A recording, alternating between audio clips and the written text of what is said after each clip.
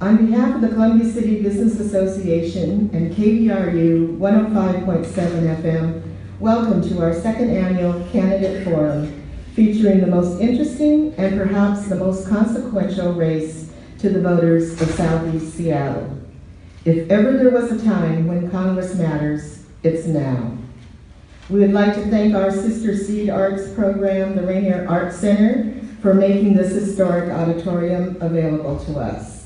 And a shout out to our sister community media, the South Seattle Emerald, for live Facebooking this event. And we welcome other media, and especially NHK, Japanese Broadcasting Corporation, and their New York anchor, Kenji Kono. And KVRU will be tweeting at KVRU 105.7 FM. Follow us on hashtag SmithSmithForum. Our moderator this evening is the host of KVRU's weekly public affairs program, The Fifth Estate. Crystal Fincher has been involved in civic issues, working for former Mayor Mike McGinn, serving on boards and commissions, and owning Fincher Consulting, a political consulting firm. She eats and sleeps local issues and how they impact our community. She is on the air every Friday evening at 5 p.m., bringing you newsmakers and community advocates to discuss the issues that matter. And just to ensure that there's no mic grab tonight, we have given both candidates their own microphone. Some of you may recall last year. We've always shared quite well. You've been pretty good at it so far. No one's withheld it. All right, so without further ado, Crystal, take it away. Well, thank you very much, Sharon. I want to thank you and Maurice Jones Jr. for being instrumental on the KVRU side in putting this together. And I want to thank the candidates for joining us. Thank you very much, and bringing your perspectives to the people, very important. So just a couple of ground rules. We're going to have a mixture of questions from me, the moderator, and from the audience, and I'll key you at those times where you can line up at the two mics on the front of either aisle. Candidates will have 1 minute to answer each question and a 30-second rebuttal to their opponent's answers. So with that said, each candidate will have 3 minutes to give an opening statement, and we'll have 3 minutes at the conclusion for a closing statement. And so we're going to start with Adam Smith and his opening. Well, thank you very much, and I want to thank KVRU not just for hosting this debate, but for being such an important voice in the Rainier Valley and beyond. Local radio, I think, is crucial to getting messages out and to giving people a place to hear the stories about their community, and I think you do an outstanding job of that. Well, I am Adam Smith, and I'm running for re-election to Congress. I believe that I have been a strong, effective, progressive voice for the people of the 9th District. And part of it is my background. I grew up in a blue-collar family in the city of SeaTac. My father was a baggage handler at United Airlines. I know what it's like to grow up in a working-class family. So equality of opportunity has always been critically important to me, and I think this is the #1 issue facing our country right now. Income inequality, a lessening of opportunity. And I have led on the crucial issues that are trying to combat that. Most notably, supporting the minimum wage in the city of SeaTac, the city I grew up in. It was very important to have me endorse that issue as a son of SeaTac and a member of Congress at the time. And it was the first in the nation $15 minimum wage. That's but a small step, but a step in the right direction. I used to represent a district that was far more 50-50 before 2012, but even then, I supported the cap and trade bill to get after climate change aggressively, to take on big oil. I continue to support a carbon tax. I support 1631, despite all of their efforts to barrage us with television ads to tell us not to support it, because I know how important it is to invest in green energy and move forward. I supported the healthcare bill that expanded healthcare to 25 to 30 million people. Let me tell you, I had town hall meetings with as many as 2,000 people there, most of whom were telling me not to. But supporting people and having access to healthcare meant something to me, and this is the most important point. It meant something to me because I understand my district, and I grew up in that situation. My mother passed away without health insurance, and this is a story that thousands of people in my district can tell. I know how important it is to provide adequate health care to people, and I'm absolutely committed to doing it. The Affordable Care Act was but the first step. We need universal access to health care. I am a co-sponsor of Medicare for All and a founding member of the Medicare for All caucus. But more than anything, I am progressive, but I also have a strong record of fighting for those progressive values on immigration, on combating the detention facility down in the Port of Tacoma and taking them on from the very start. I have the experience, the tenacity, and the understanding of the district to continue to be a very effective member for this district, to fight back against Donald Trump's agenda, to advance a progressive agenda, bring people together so that we can form a governing progressive coalition. I think I'm a very effective member of Congress, and I would ask for your vote in the election this November. Thank you. Thank you. Candidate Smith? My name is Sarah Smith, and Adam talks about his equality of opportunity, the opportunities he had as a kid, and so I wanted to give you a little bit of my story so you know what it was like growing up. When I was in high school, I was busy having sit-ins and walkouts in high school for a war that George Bush lied about and Adam voted to send us to. When I graduated from high school, my friends had a choice. They could either go to college and die in that war. I buried friends before I was 20 in it. When I graduated in debt that I'm still paying $1,000 a month today, I graduated into the worst recession that any living generation has seen. And when it came time for us to decide to bail out the banks for the people, Adam voted in favor of bailing out the banks, not the people that were suffering because of their misuse of our money. I grew up in a post-recession America, and everybody else that grew up in that post-recession America is part of that post-recession generation. But we are a generation of fighters. We are a generation of people that do a lot more with a lot less. We're a generation of people that understand that incrementalism doesn't work. It hasn't changed things for the better for us for 22 years. They've only gotten worse.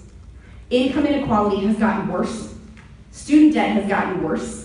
Our infrastructure has gotten worse. We can't participate in the economy that we're building on our backs. We need to take action now. Bold vision matters now more than ever.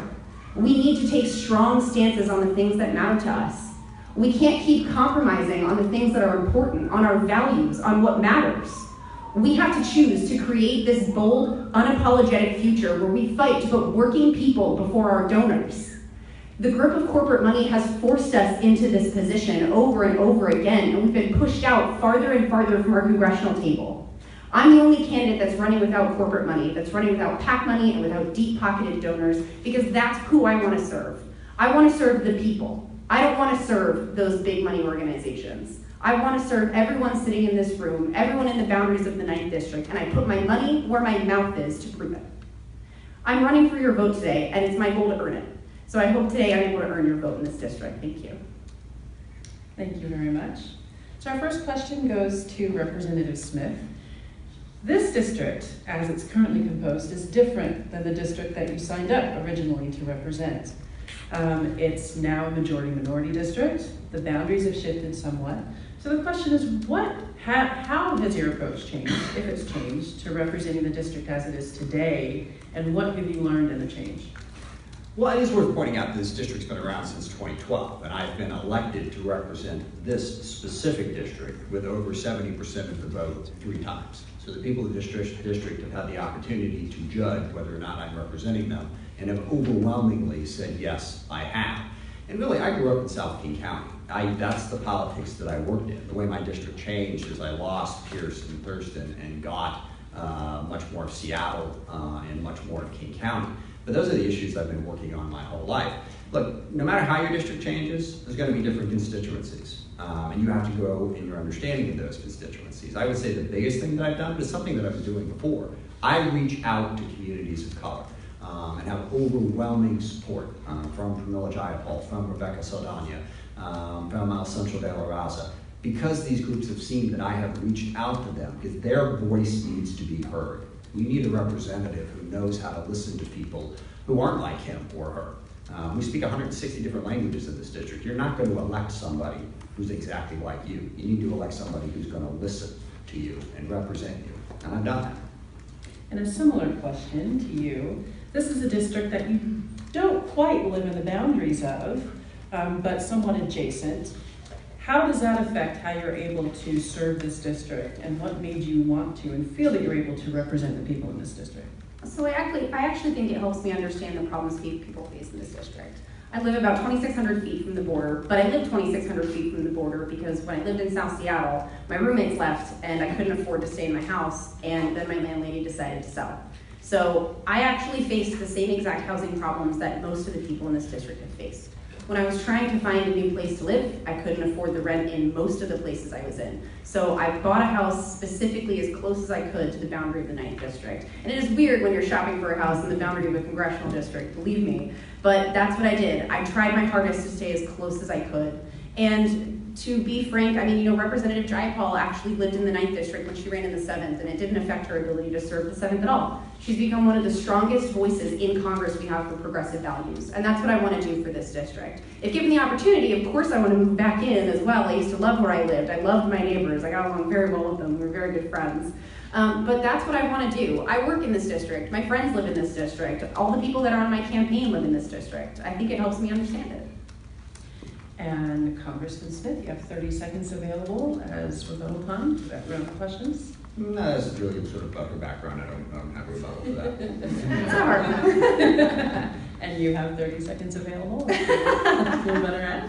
Yeah, not really much more to say. I mean, that's my background. We're facing gentrification and displacement at an alarming rate in this district.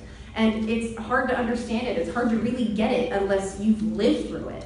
And that's why I keep talking about how lived experience matters. It affects the lens that you look through legislation on. It affects what you prioritize. It affects what you put forward when you're in Congress. And I think it's an important experience to have. Now, we've heard a lot about civility in politics, and some talking about returning civility to the halls of Congress. Do you think that a lack of civility is a problem currently? I think a lack of the ability to engage in public discourse exists. But when you're looking at people who are angry, you can't just say, stop being angry.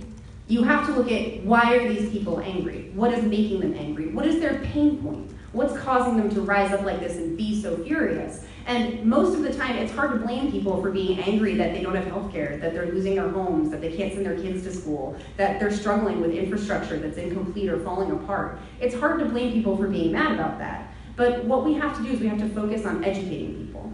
So that's really what the job of a congressperson is to focus on educating people as much as you can and empowering them through legislation to move past those pain points so they no longer feel that anger anymore.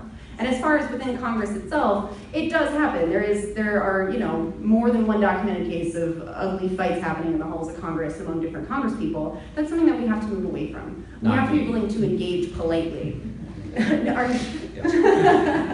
Just for the record. Just on Twitter. Same question to you. I think a lack of civility is a big problem. And frankly, I think that's one of my great strengths as a member of Congress. I am incredibly passionate on a wide range of issues. I had a rally today on the gun control initiative, which I support. My friend Gabby Giffords was there.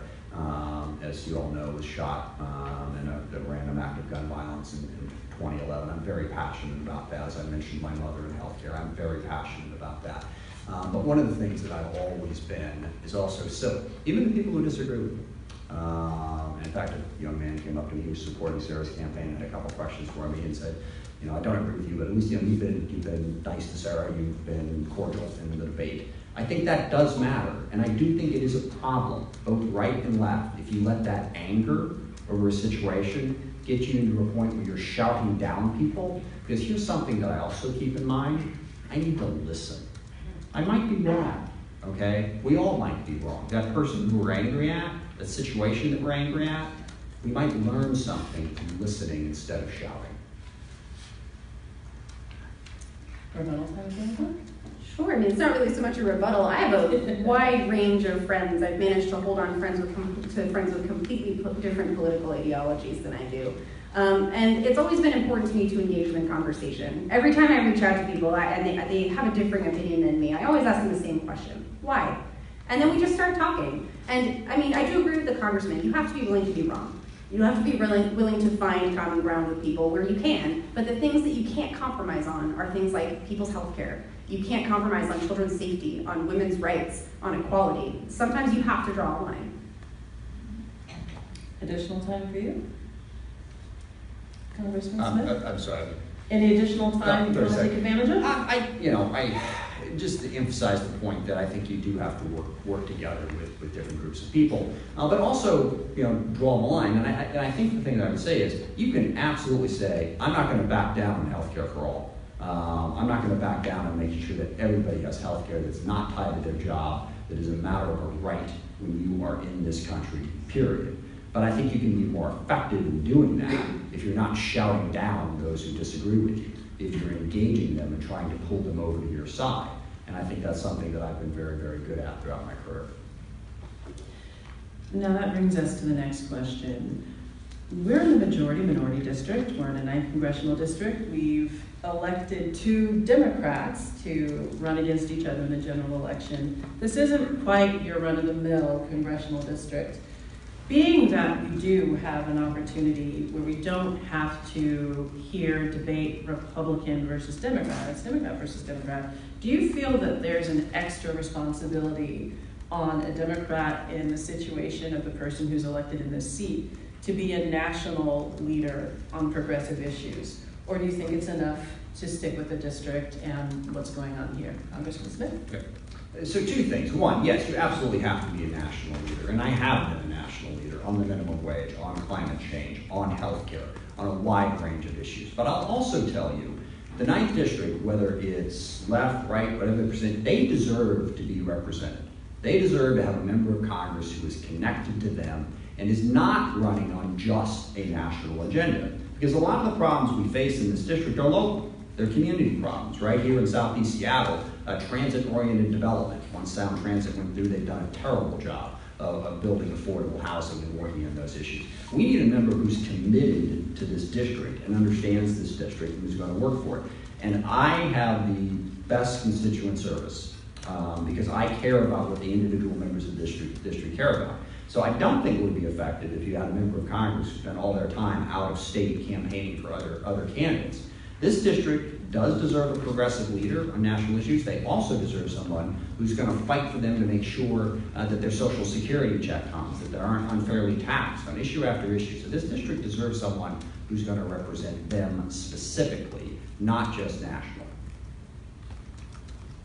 I believe that the problems we face here are national issues, and this national seat should be used to fight as much as possible for those issues, because we're bringing the values of the 9th District, of what we know, of what we believe and what we feel, we're bringing that to a national scale to fight for people. I mean, I believe that the people in SeaTac deserve a $15 livable wage tied to inflation just as much as I believe the people in Kent do, the people in Federal Way, and the people of Mississippi. I mean, there's people in Kansas who are suffering under crumbling infrastructure, and 25 miles away from here, we had a bridge collapse not that long ago. Our problems are the same, and it's important to use the national seat to fight from a national lens and a national perspective, while also maintaining a cognizance of how that affects your district, and how those pieces of a national platform play into your district, how your district adapts to those national issues. It's important to recognize that what happens on a broad scale also happens on a small scale, but the seat is intended to fight for a broad scale.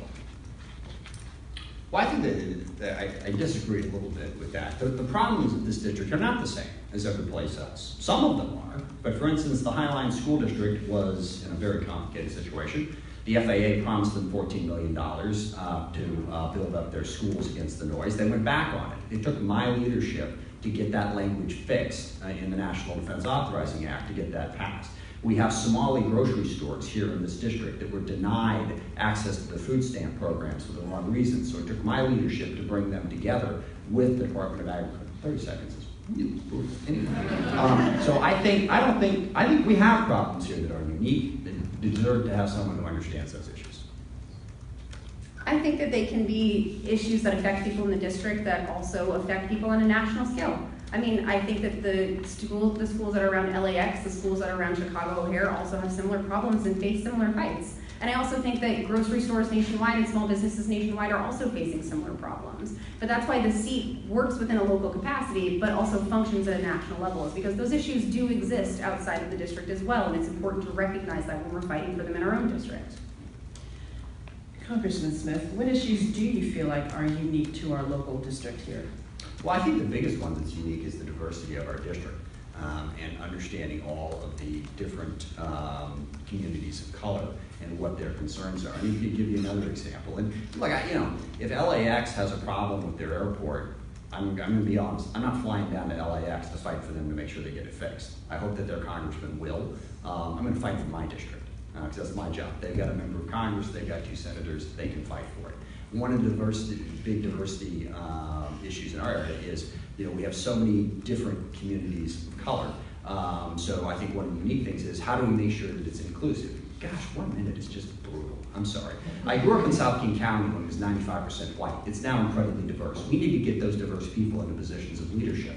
I understand that. So I work with Satwinder Kaur in Kent, with Jesse Johnson in Federal Way, with Vandana Slaughter in Bellevue, with a whole bunch of communities of color, with Zach and Don in Tukwila, to bring them in. My lifelong understanding of this district gets me connected to those people, to bring them in and make sure that our community represents what it looks like.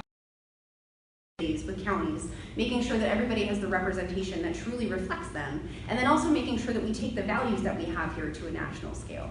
Making sure that we take the things that are important to us to a national scale. The fights that we know are the big fights, go to big federal Congress. That's what we're here to do, is to fight those big fights for those people so we can work with people on the state and local level to ensure we're fighting the unique fights we have at home.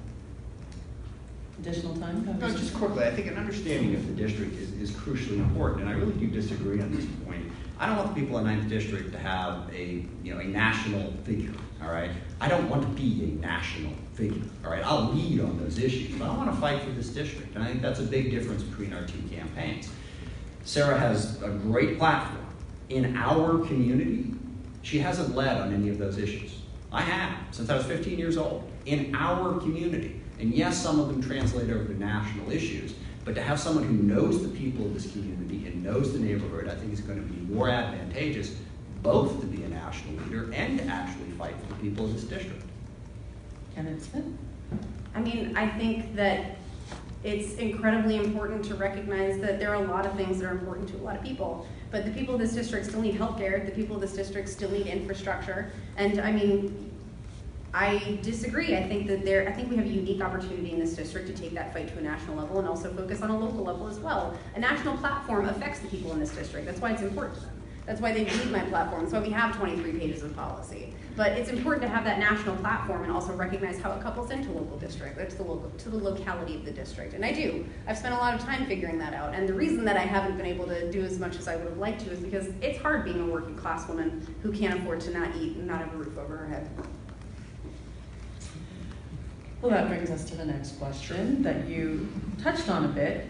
You talk about working with local communities, the importance of diversity, and bringing those voices into leadership.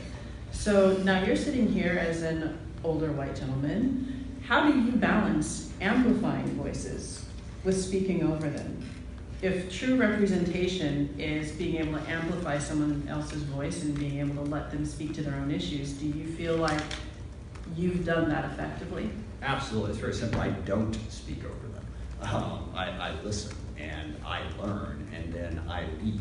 I listen to the people of my district in terms of what happens. And I really disagree with what Sarah just said. Look, I know this is not the first generation in the history of our country to struggle. All right. I grew up in a 1,000 square foot house in pretty close to poverty. I was on free and reduced lunch when my father went on strike. I started working on issues when I was 15, and I've been working a job since I was 11. I don't think it's an acceptable excuse to say as a candidate for Congress, well, I had to work to put a roof over my head. Well, so did I, okay? And even before I got elected to the state senate at 25, I was volunteering to pass school levies. I volunteered on the North Seatock Community Council to help combat the gang problem we had. I tutored an at-risk kid. I was involved in the local Kiwanis Club. So I think involvement in the community does, in fact, matter. It gives you some evidence as to whether or not one of us is going to be able to lead on the issues that matter most to you. I think that matters. Same question to you. So, I take the same perspective. I don't speak over voices that matter. It's been important to me to learn about people. That's why I posted listening posts. That's why I've gone and met with members of the community. That's why I've reached out to as many communities as I can get to. That's why my calendar, if you scroll through my phone, never ends. It is constantly going. It's been important to me to reach out and be involved with as many people as I can over the course of this campaign, because learning those voices and learning what's unique to those voices is important. And I mean, you know, the fact is that a post-recession America is incredibly different now. Minimum wage doesn't cover a roof over your head. It barely covers a room to rent downtown. What you need to be making on average to get a 2-bedroom apartment in this area is about $21 an hour. And that's for a 2-bedroom apartment. And it doesn't include utilities, it doesn't include childcare, it doesn't include groceries. That's just for rent. So things have changed, and they've changed in this district, and we're seeing it as we get priced out farther, as our wages stay stagnant and fall, and as we struggle to cover healthcare costs. That's an important thing to keep in mind when we're talking about these answers. Additional time?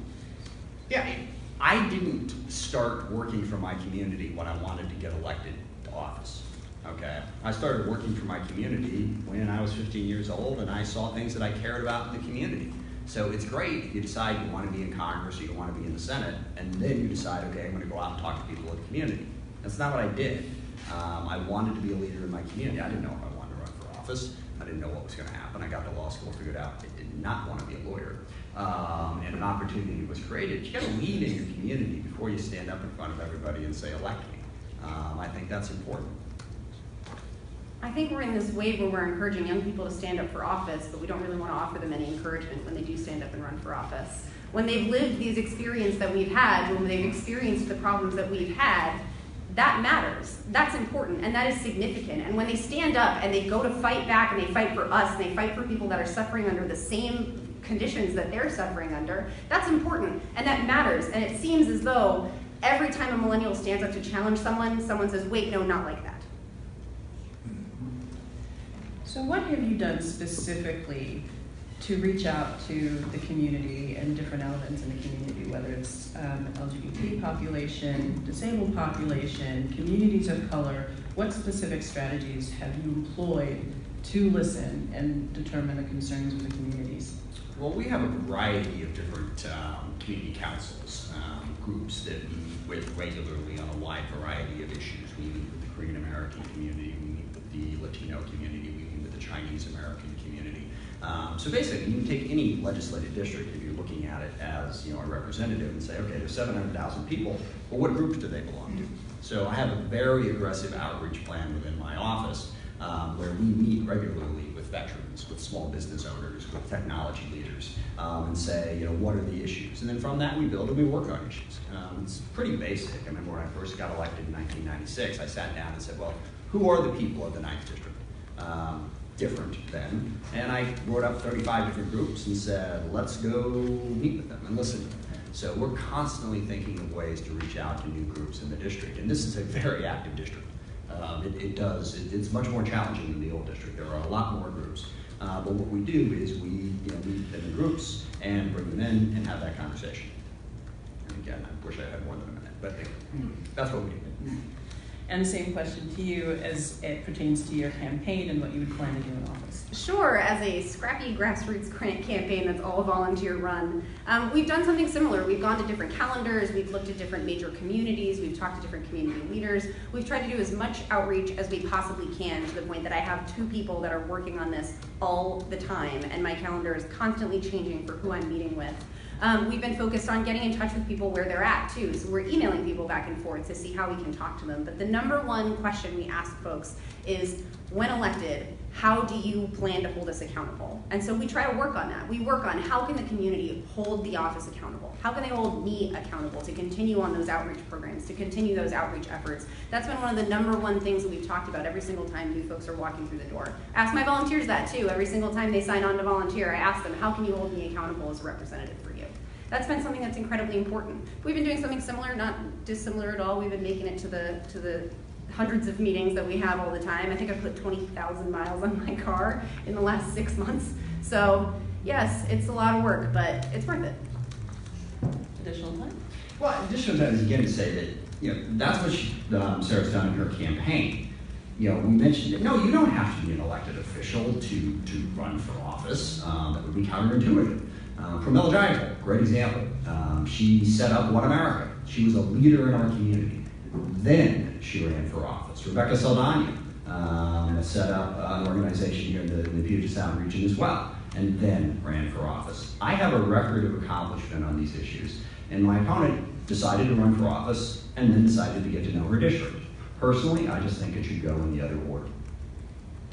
Additional time? So I actually started this process about 6 months before I did decide to run for office. I already did start to reach out to organizations and speak with them and work with people. And I was moving around the district talking to people. I didn't really know where to start, so I picked up and I went to the nonprofit route. And that's when I made the decision in April that I would run. And that's after I put the time in to go out and meet with people and talk to folks in the district who let me know that they were ready for change.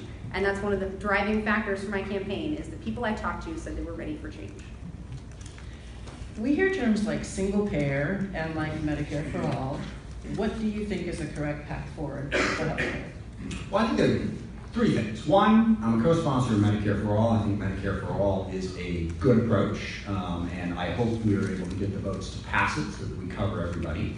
And I know Sarah will disagree with me on what I'm about to say now, because we've done this a couple times. But there are other ways to get to universal access. There are systems. France has the best healthcare system in the world in every measurement. They don't have single payer. They have a multi-payer, government-run system. Everyone's guaranteed healthcare. So yes, I'm going to be a little bit more flexible if it gets us to getting everybody covered. I'm not saying this is the one, the only plan. It has to be this one. I understand you bring coalitions together in complex ways, and there are systems all over the world that work quite well. Also, it's worth noting that even before, we'd love to get to single payer universal access tomorrow, we have to fix the Affordable Care Act, because the Republicans are destroying it and literally killing people right now by gutting our healthcare system. Patty Murray has a bipartisan bill that would fix the Affordable Care Act, shore it up. So that's one of the first things we need to do, is at least protect the people we can now, and then work as hard as we can, as quickly as we can, to get you everybody being covered, as I said in my opening statement. Candidate Smith? So one thing that I'm a little disappointed on is that the congressman signed on to the Support the People's platform, which included a pledge that he signed to push forward for single payer as often as could. And that's what I believe in. I believe in a single payer healthcare system. I believe in everybody in, nobody out. And when you look at these other countries, when you talk about multi-payer, what we have now is a commercial multi-payer system. It's where we're giving our money to private health insurance companies, and then they're sending us to hospitals. It's not much different. The only difference is it uses government money to force us to pay those private health insurance companies money. So instead of paying for health care, we're paying for health insurance. So one of the things to keep in mind is the way our system is set up, the way money is allowed to affect our political system, the way it's allowed to affect our voice in Congress, it will not work the way we have it set up now. Single payer is the only way forward. It ensures that every single person has coverage when they need it, and doctors can provide care and not deal with insurance bureaucracy. Additional time? If you think France and Germany have the exact same healthcare system that we have, then you need to learn a lot more about healthcare policy. They don't. They cover everybody. They require it. It is a huge difference from our system. So it's not the system you described. And also, even the single payer systems that you talk about, Canada and the UK are the best examples. They have private insurance too, and they have private providers. So the system you're describing doesn't actually exist. And I am not going to say, I know exactly what it has to be. If it's not that, then we're just not going to do it. Like I said, I want to get everybody covered. There's a lot of different ways to do it, and I hope we are intelligent about how to approach that. So single payer is, what it does is single payer provides a baseline for government insurance for everybody. So everybody's insured. Private insurance companies are still welcome to exist. They're still welcome to offer different things, different features, different opportunities for people. And if people want to pay the exorbitant amount of fees, they can. But the fact is a single payer system will ensure that every person can walk into a hospital or a doctor's office and get the care that they need when they need it in the way that that doctor wants to provide. So all it does is it creates government competition within the market. And if the private health insurance company can't compete, that's not the fault of single payer.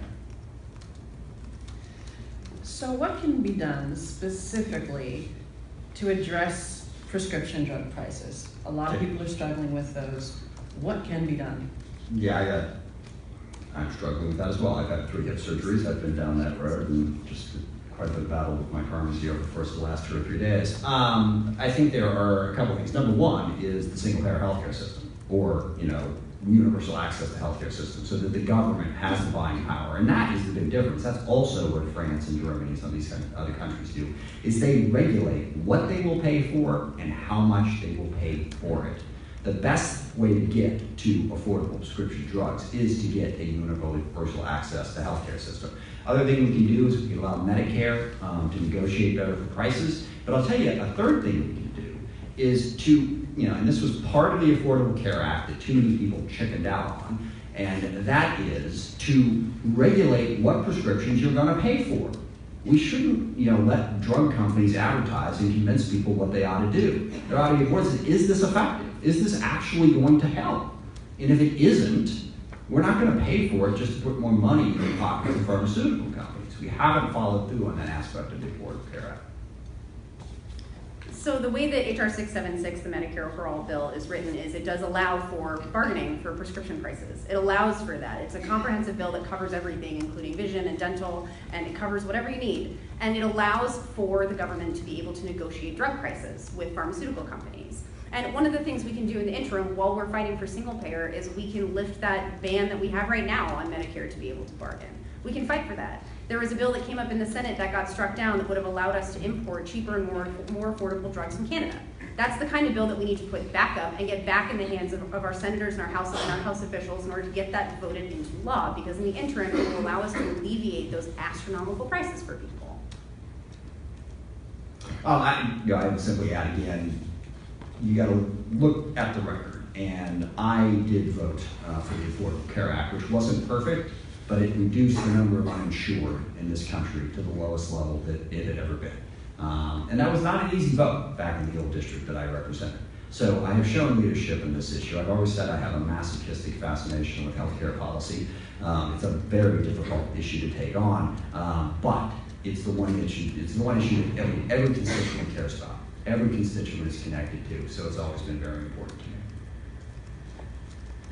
So what it did also do is it also left millions of people underinsured as well. Most people, it's not just that they're uninsured, it's that they have insurance that they can't even use. They have deductibles that are too high that they will never be able to meet, and so they're still not using their insurance. And with the Affordable Health Care Act, we had the majority. We did not have to negotiate as much as we did, but we did because we were trying to keep private health insurance companies in the loop. And we need to get them out of it because they're not in there because they care about us. They're in there because they're in it to make a profit.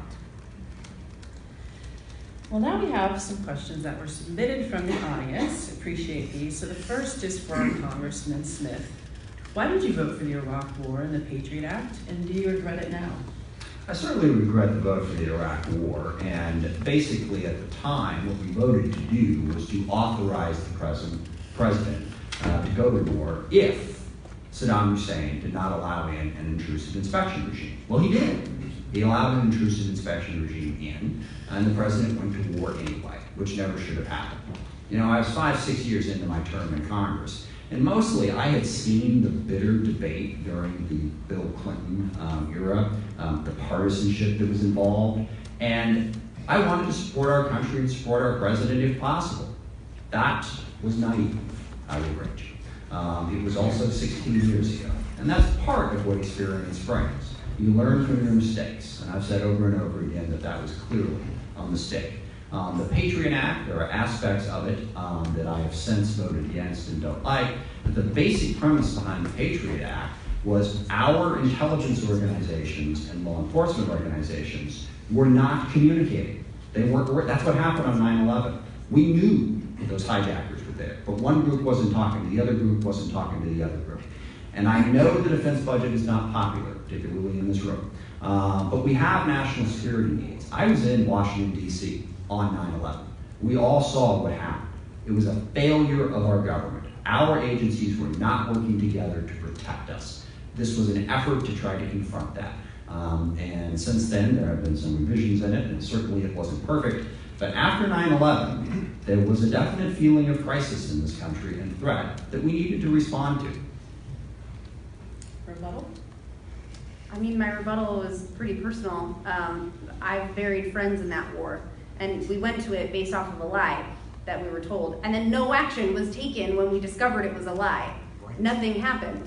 And we're still over there. We just, shift whatever country we're fighting in. We're still embroiled in all of these wars. We're still over there. The war in the Middle East is 17 years old. It's going to be legally able to vote next year. And I'm tired of burying friends. And I'm tired of sitting at your kitchen tables with friends of mine who are struggling with PTSD during 4th of July.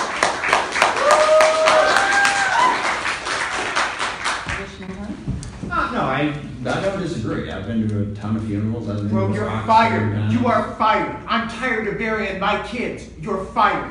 You're Yes. fired. You Go home, Adam. You have your vote, sir. and Go you're home, entitled Adam. You're fired, bro. I ain't done with you. to- Is that a threat, sir? You're fired. That's what that is. I'm Let's not please threatening you. limit I'm the saying you're going to be outbursts. prosecuted for what you did. And if I may This is say coming out, so, this is exactly what I was talking about earlier.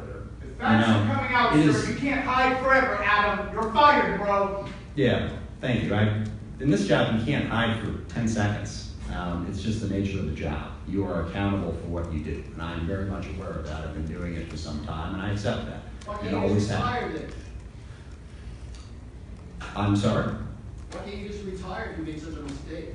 I don't believe that my record is such that I should. I think I've represented this district and represented this district very well. I have been reelected, I can't count how many times since that vote, which, as I said, I regret. And I know a lot of people are angry about it, and I don't blame them at all. That's part of the problem with being in this job. It is a highly responsible position, and you have to take positions that are going to have consequences. But I have the experience of having taken those votes, of having to live with the consequences of those votes. And the gentleman who was shouting at me as he went out, he's going to vote against me. And a lot of people are going to shout at me, and that's the nature of being a public official. But this is the issue that I was getting at earlier. We have to be able to have a dialogue without simply shouting people down. So, I'm not backing down. He can say I'm fired all he wants. I grew up in this district. I have fought for the people of this district. I have helped people. I have helped people not be foreclosed on. I have helped people get the benefits they deserve. I have provided health care to people through a vote. I am proud of the record I have in this district. And if people out there want to fire me, well, that's what Sarah's here for. Come and get me. Let's have a representative democracy. Let's have a vote. And I will keep fighting for what I believe in and the people I believe in.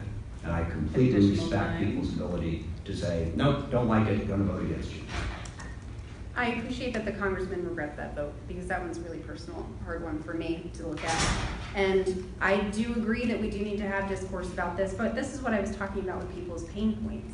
This is why we can't just pretend that the vote didn't happen. We can't just pretend the war didn't happen. We have to focus on what is bringing people pain. How can we alleviate that pain? How can we stop that pain? And the way we can stop that pain is we can stop going to war in every other country every time I wake up. We can stop having new occupations. We can scale back our presence. We can scale back the amount of money we're funneling into the private military industrial complex. We can scale back the amount of times that we're sending our sons and daughters to go die overseas while we're struggling here at home and we're suffering to keep roofs over our heads. But that's what I'm talking about finding people's pain points and trying to speak to it and legislate to it. That's also important. It's equally as important to find out the root cause of that pain as it is to just endure the onslaught of that pain. When someone is angry or upset or furious, they are going to shout you down. It does happen. And your role is to stand fast for them and ask them, how can I help you? How can I make this pain go away for you? And talk to that and legislate to that. It's just as important. Well, we're going to move on to another question from the audience. What is your stance on charter schools? More specifically, do you think we should be concerned about the impact the new Green Dot Charter School on Rainier Avenue would have on our local South End public schools? This is to both candidates, and we'll start with candidate Smith. So I think charter schools have arisen because we have inadequate funding in our public school system. Charter schools arose because public schools are not getting what they need in order to provide a quality education for our kids. And I've sat down with people that have come and talked to me about charter schools and asked questions about them. Some of them have their kids in them. And I've had long discussions about the importance of making sure that we are properly and adequately funding public education so that need doesn't need to exist. Because this is where you find these schools that are popping up that are doing this for profit, that are doing this to make profit off of tax dollars, that are not producing the results that are on par with the same public school system. But it's because we've constrained our public school system so much that they're not able to provide that education people want for their children. And this is about equity of opportunity. This is a moment for us to uncouple public education funding from your zip code, because your zip code shouldn't be determining your future. You should be able to go to any public school and be able to get a quality education, but that's not the case, and that's why charter schools exist. And this is something that we need to address on a state and federal level, is being able to provide enough funding for public schools that charter schools don't need to be part of the process. Charter schools do not need to be part of the process. I oppose charter schools, and I strongly support public schools, and I think they are denigrated way, way too much. I went to the Highline Public Schools, Bow Lake, Chinook, and Tyke. That's not a great zip code. I got a good education. And I think when you say that, well, we're not getting a decent public education, I think in Kent, in Federal Way, I think in these schools, we have teachers, we have educators who are working their butts off every day to provide high quality education to kids. What we need to do is we need to support public schools, not undercut them by trashing them and supporting charter schools. And by the way, when it comes to, well, we should have innovation. We have innovation within our public schools, just in my district, the Federal Way Public Academy. It would be a charter school, but it is within the confines of the Federal Way School District. It's incredibly innovative. We have the Tacoma School for the Arts. We have the Bellevue International School. We have Raisback Aviation High School, all within the public school system. Charter schools are a ruse. They are an effort to undermine public schools. The reason we have charter schools is because people don't want to step up, do the work, and support public schools, and they wind up undercutting public schools by pushing charter schools and taking kids out and taking money out of public schools. We innovate in this state, but we do it with the security of the state and the school district. Not a charter school that you can show up the next day, well, sorry, we ran out of money, we're no longer in business. We have incredibly innovative public schools. We need to support public schools. All charter schools do is undermine that. I don't think we differ too much on our belief on charter schools then. I mean, the fact of the matter is they're under-resourced. Teachers are overstretched. We're seeing layoffs across the district. I mean, we're also seeing the effects of income inequality in our public education here in this district. We're watching as teachers are being laid off in South Seattle, but there's nobody being laid off in the Issaquah School District. We're seeing inadequate funding because we focus too much on property value and not enough on giving kids proper education and giving teachers the resources and the funding they need to provide that education. But I think we both believe in a robust public education system. Well, I want to say, this came up in a previous debate. I mean, Sarah, you said the only opportunity you had to vote on a school levy in this district was in 2018. Your vote was not recorded. You said it was lost in the mail, that's fine. But then you said you voted against it. You voted against the basic school levy that funds public schools. And you talked about how all the taxes aren't really quite fair. And yeah, they could be fairer, they could be better, but it's a property tax at least, not a sales tax, so it's based at least somewhat on income. And it is the pure base of whether or not you support public schools. So the one election you had while you were living close to the district, you voted against supporting our public schools. When I was 18 years old, I volunteered for Citizens for Public Schools to pass levies and bonds to support the schools that the people in my community went to. So I don't think that's supporting public schools. So you yourself, Congressman, said that we have one of the most brutally regressive tax systems in the entire nation. And we agreed on that. But levies are one of the most regressive forms of taxation. And what's happening is Kent is a working class area. Kent is a working class city. Our average income is $60,000. And we're asking people to choose between their child's education or being able to afford to keep the roof over their heads. We're asking people to make this impossible choice. And so it was a hard vote for me to vote no on that levy. And it was incredibly difficult for me to make that decision. But the fact is we were going to be pricing out the people of that area in order to fund the schools where they want to send their kids. So they wouldn't have even been able to send their kids to those schools. And these are people living paycheck to paycheck. These are people living who are struggling in real conditions where it is actually difficult for them to keep a roof over their heads and put food in their mouths at the same time. Levies are a regressive form of taxation, and part of the problem is that we need to be fighting for adequate funding from a federal level as well to ensure that they're getting that funding, and we don't need to be asking working class people to make that choice anymore. And you yourself agreed with me not so long ago. I didn't agree with you on that point. We have a regressive tax system. The school levy system is not the big regressive part of it. The reliance on the B&O tax and the sales tax are the big part of it. Look, if a community can't vote for a basic levy to support public schools, look, I can agree that when you pile on a whole bunch of other things, but public schools are fundamental, and I think you ought to be able to support that. Well, after this next round of yes or no questions, we're going to have a short announcement from the representative from the Chamber of Commerce. So you have your agree and disagree paddles there, and there are just a few questions. Which I'm curious, by the way, since we're on radio, how does this work? It's being broadcast via Facebook Live. Yeah. But we will announce while we do. All right, so we'll have our first part of these questions here, and we'll do the others later. First question, should Trump be impeached?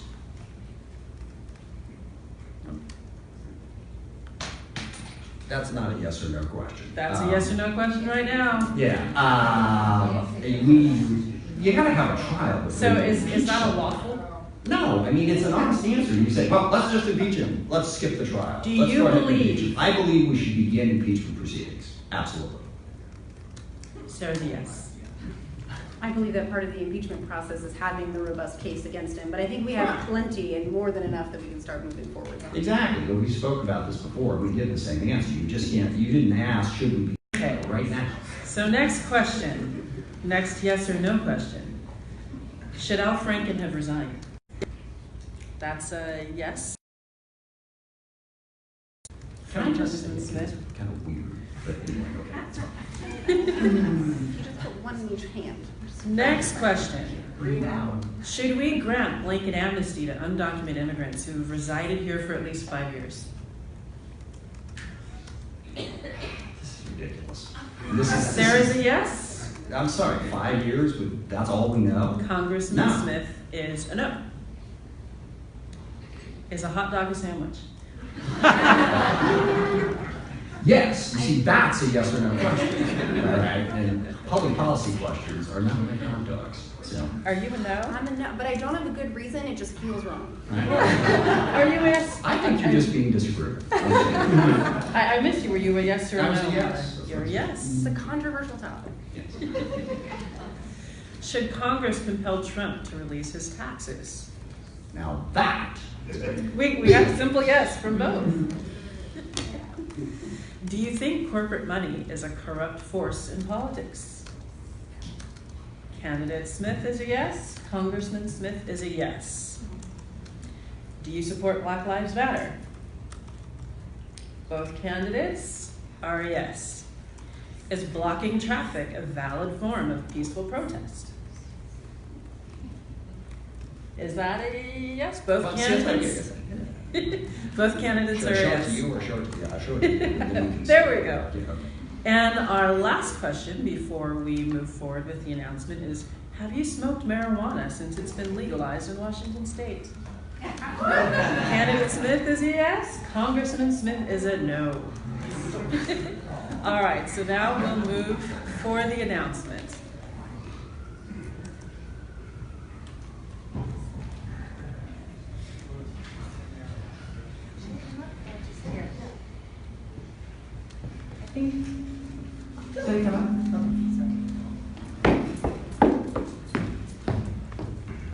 Hi, folks. Gonna lighten it up a little bit in the room, just a little bit. I want to just thank you. I'll introduce myself. My name is Megan Arno. I am the 2018 president of the Columbia City Business Association, not the chamber, just for the record. And I just want to thank the community for coming out and being participants in what I feel is a very important community engagement. I want to invite all people here to consider membership in the Columbia City Business Association. We are open to residents and members of the community. We hold public events such as this and gatherings for celebrations throughout the neighborhood. We are an all-volunteer organization. We thrive, we survive on the support of the community. And so we appreciate you all coming out this evening. Really appreciate both candidates coming out to share their points of view with our community. And I guess I'll leave it at that. Thank you everyone for being out tonight. And it's a wonderful night.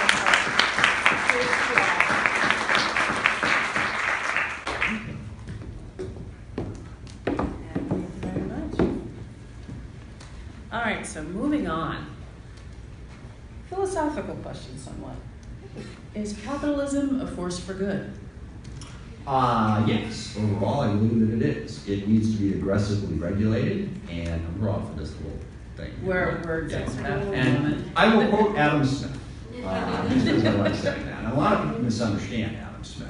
Adam Smith said capitalism was the best form of government. He also wrote thousands of pages about how you had to regulate it aggressively to make sure that it wasn't abusing people. In fact, he has one of my all-time favorite quotes, which is, whenever two or more business people gather in one place, it is to conspire against the public good. Capitalism is the best system, but you better have an aggressive government out there regulating it and holding it accountable. Government shouldn't be running businesses, okay? I believe in the free market, I believe in entrepreneurs, I believe in investment.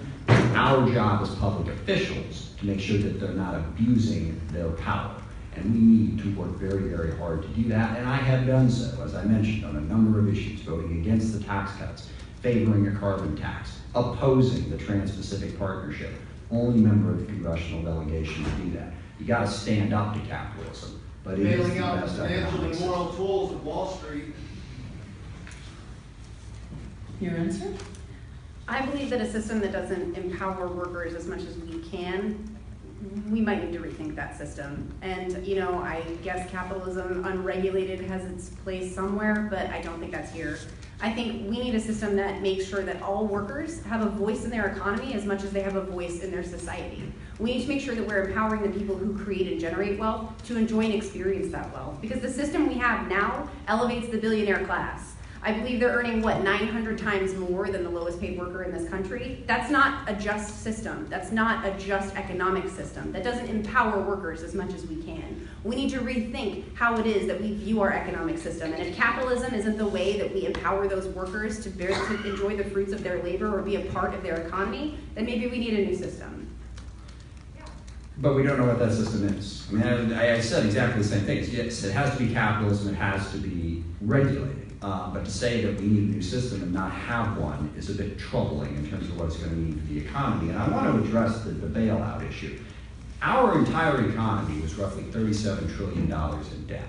If Congress hadn't acted to stop that hemorrhaging debt, you think that the recession in 2008 was bad?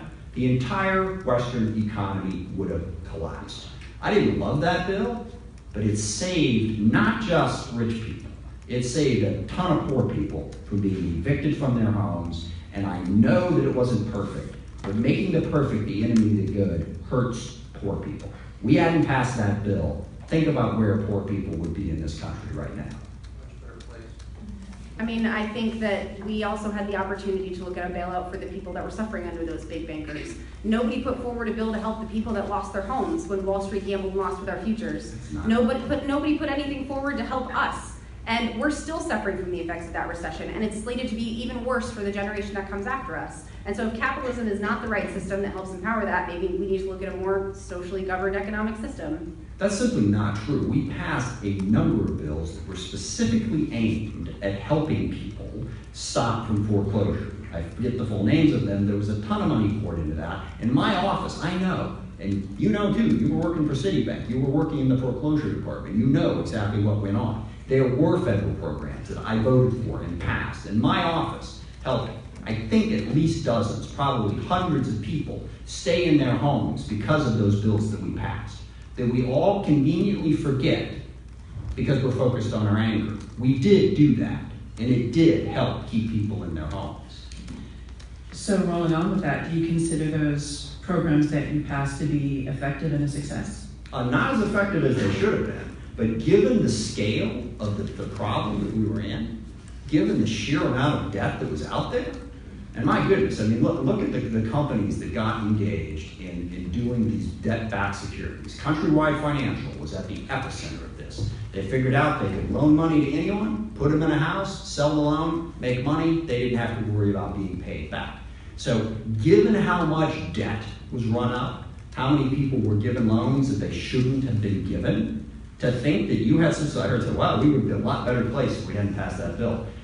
There is no miracle easy answer to this, all right? Once that debt was allowed, once George W. Bush had allowed basically the regulatory agencies to do nothing, You know, and Bill Clinton too. Yes, there was not sufficient regulation, but it happened primarily under George W. Bush, okay? To think that you could make up a $37 trillion debt just like that, that's just not the way it works. So, you know, we dug a hole that we need to dig out of all range of that, but it's not true that we didn't do anything to help people who were struggling. I mean, my job was actually to help implement those programs, and I was actually in it. I was actually sitting there at a computer trying desperately to help as many people as I could avoid foreclosure. And I can tell you from experience actually doing the work, they did not help nearly as many people as we needed to have helped. The people that were going into foreclosure, the people that were desperately trying to avoid going into short sale, they were people that needed help. They needed more than what we were giving them, and we gave them less than we gave the bankers. We didn't even prosecute the folks on Wall Street who caused it to happen in the first place. We didn't do anything. I'm sorry. But you worked for Citibank. Okay? Yes, I was there working to work try to help everybody. Citibank wasn't trying to help people. They were foreclosing on them. So you are... We were trying to help people by trying to create programs that could help them stay in their house. So, are you blaming the worker for the effects of the company? Do you think I had anything to do with the foreclosure? I'm blaming the company. Practicing? You said that Citibank was trying to help people. I was trying to help people. You were working for Citibank. Trying to help people as That's what Citibank wanted you to do. Are you saying, Congressman Smith, that you feel that No, what I'm saying, had more of a responsibility? No, I'm just saying, I believe he I'm is. saying that to imply that Citibank was trying to help people is not my memory of Implying Citibank was trying to help people by telling you I, the worker, was doing everything I could. You know, I actually reached out to Fannie Mae directly to fight for a woman who was a nurse with 3 kids, who was in danger of losing her home. And I worked directly with her. Sense. I went beyond what I was supposed to do as an employee of a company. I went and I fought for her because I believed in her situation. I knew she needed help and she was desperate. And I went around and I am proud of that as a worker of that company. I defied my company and I went to help that woman and make sure she stayed in her home. And I am proud of that. And I will never not be proud of that. Any rebuttal, Congressman Smith? No, I said she should be. Any additional, Candidate Smith? I am extremely proud of that. And I will never, ever hold a worker responsible for what their CEOs and their board of executives are doing. Ever. It is not our responsibility to work with them. It is not our responsibility to prop them up and help them make more profits, but we do what we can to help each other. In service industries, we do everything we can to make sure we all have the best quality of life because the folks at the top are not going to do it for us. I will never blame the worker for doing everything they were capable of doing. Well, and do you feel, Congressman Smith, like we owe any more to people who are struggling with foreclosure, who are struggling with the effects of the financial crisis caused by the big banks? Absolutely. I mean, we owe more affordable housing to begin with. I co-sponsored a bill that Susan Delvini is taking the lead on to increase the affordable housing tax credit. We need to do a lot more to create affordable housing because that's the other part of this problem. Absolutely, we owe a lot more to those people to try to make sure that they can have an affordable place to live. We owe a lot more to the homeless people in this community. Do you have any specific plans? Well, I just said, increase the tax credits for people to do that, increase Section 8, increase the amount of money that is available for affordable housing that's provided on the federal level. Yes, we need to do that. I'll also say in the homeless crisis, it comes back to health care. We need to make a better investment in mental health care and in drug treatment. There are people who want treatment in both those areas who can't get it, which brings us right back to where I started. We need a universal health care system so that everybody has access to health care. We owe a ton more to those people who are struggling. We would be better served if we didn't have a Republican Congress and Donald Trump as president in our efforts to do that. I believe we owe a lot more. I mean, anybody who's grown up in the post-recession America is part of that generation that's suffering. And it's getting worse. I mentioned it earlier. The folks that are coming after us are going to have it even worse than we are. But it's more than just housing. It's also education. It's the ability to be able to go and get whatever education you need that works for you, whether that's technical school, vocational school, or university, so you can find the right career path and be able to afford enough to keep that roof over your head. Specifically when it comes to plans, I'm a big fan of the Housing for All initiative. It's something that, Alexandria Ocasio-Cortez has talked about. It's a plan that makes sure we are building 10 million homes over 15 years to ensure that people are able to have jobs, able to have a roof over their heads, and able to stop worrying about that kind of thing. And it's also why I believe in single payer, because medical bankruptcy is the leading cause of bankruptcy in this country. And we can't just look at homelessness and try to solve it at the end. We have to try and solve it at the beginning. We have to look at what causes it. And medical bankruptcy is one of the #1 ways that people are experiencing that. There is so much more that we can be doing to help people and to fight for people. And after 22 years, it has not gotten better, it has gotten worse. I think I covered all of that. I think we need to work on those programs, and I agree. It has become a greater and greater challenge, and we need to continue to do more. A question from KVRU listeners. What can be done to provide free college access? So the how do you pay for it question is actually my favorite question. So I'm a big fan of, Bernie Sanders talked about it on the presidential campaign trail. I'm currently paying $800 a month for student loans, and it is ridiculous. And people out there have it worse than me. People in this audience probably have it worse than me. But what we can do is we can talk about the Robin Hood tax. It's a speculative tax on Wall Street. It's a 0.5% tax on every dollar that's traded on Wall Street, and it's earmarked specifically for education. There's an estimated generation of wealth of about $375 billion that we can specifically put into higher education and into education in general. And I agree. I'm a co-sponsor of that bill in the House. I think that's a good way to do it. But one thing I would add, which I always add, community and technical colleges and apprenticeships and that type of training should be just as accessible as college. There are a lot of people out there that could find good jobs through vocational training, through a bunch of different programs. Certainly our community and technical colleges, our unions are big leaders on apprenticeships, but there are also companies like Comcast that have I think it's like a 12-week course, $16,000 to become a cable installer for $80,000 a year. You ought to be able to get money to pay for that just as much as you're able to get money to pay for college.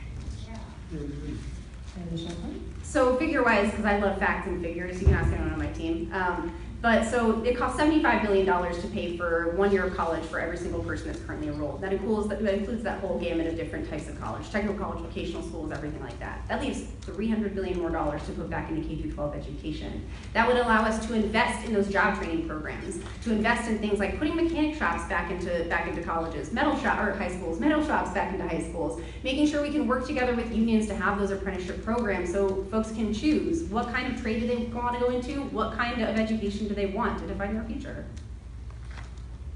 What? No, I'm sorry. You looked at me and I thought, I did that last time too. I had the same reaction. We have even more audience questions. Well, let's see here. What should be done about arms sales to Saudi Arabia and the crisis in Yemen? Well, I'm actually working with Rokan on a resolution right now to basically say that the U.S. is in violation of the War Powers Act by supporting Saudi Arabia in any way with what they're doing in Yemen. We introduced it the last week of the session, and we continue to push it in November. I also think, in light of what has happened with the journalist Khashoggi, we should sanction Saudi Arabia. There is no question that they basically executed a journalist that they didn't disagree with. The United States should stand up to that, sanction them. I mean, it's the same thing that Russia did when they they've done extrajudicial killings, and we sanctioned Russia. We should sanction Saudi Arabia. I think President Trump's comments on this have been embarrassing. To basically, maybe they did it, maybe they didn't. What do we care? We care a lot, because this is about freedom and freedom of the press. So we need to cut off any support for Saudi Arabia because of what's going on in Yemen, but also because of what they did. I'm sorry, I forget the gentleman's first name, but Mr. Khashoggi, the journalist. So Saudi Arabia has been violating human rights law for a long time. And Tulsi Gabbard's put forward a bill it's called the Stop Arming Terrorists Act. And it's geared at ending funding and ending any kind of deals with other nations that are violating by funding terrorist organizations, Saudi Arabia specifically being one of them. We've known and had knowledge that Saudi Arabia contributed to 9/11. We've had a long-standing knowledge that they've been violating human rights for a long time. We absolutely need to end arms sales to Saudi Arabia. We've been needing to do this for a long time. We've been needing to do this forever, and we need to finally have the backbone to stand up and demand better of the people around the world. And the best way to do that is end our arms sales to them. All right, and a question specifically to you. How and why are you prepared to manage working successfully in DC without prior experience? So I talk about experience a lot, and I think that, we talk about legislative experience when we're thinking about Congress, but lived experience matters. What we've gone through matters. Facing struggle matters. It creates the lens that you look through legislation. It lets you know what is and is not important to people. I've done a lot in my life. I've done mortgage foreclosure. I have done claims and liability negotiation. I've been a bankruptcy paralegal. I have the most dismal resume you've ever heard. My skin is thick. I am more than prepared to work with a wide variety of people. And just on like a nerdy level and to kind of lighten the mood a little bit, I also used to main tank in World of Warcraft before it had all the expansions. And if you think that doesn't prepare you for everything as a woman online, oh my gosh, let me tell you. But I mean, Pramila Jayapal, when she went into Congress, she only had 1 year of experience in the legislature. And she is now one of the first and foremost progressive legislators that we've got. She's a leading voice in progressive legislation. So I believe that lived experience matters. What we've done in our lives matters. How we've lived matters. I think I can write, and Pramila has endorsed me and supports me in this campaign, and we work very closely together on a wide number of issues, including immigration, because she knows that I actually am a very effective progressive voice for this district. And I think lived experience is very important as well. And that's the one big myth that I want to try to dispel. People, well, you're in Congress, you don't pay attention to your district anymore. I made a conscious choice to live in this district and raise my family in this district. So I don't just have the lived experience from delivering newspapers and growing up in a working class family in SeaTac and living here. I raised my family here. I've got 3.5 million miles. I thought I had a minute. No, sorry, I guess not. Anyway, I have lived experience. I raised my family here. I'm connected to this district. I think that helps me be an effective representative. All right, if we have people in the audience who want to ask questions, you can start lining up now and we'll start taking them after this next round of questions. Are these yes or no?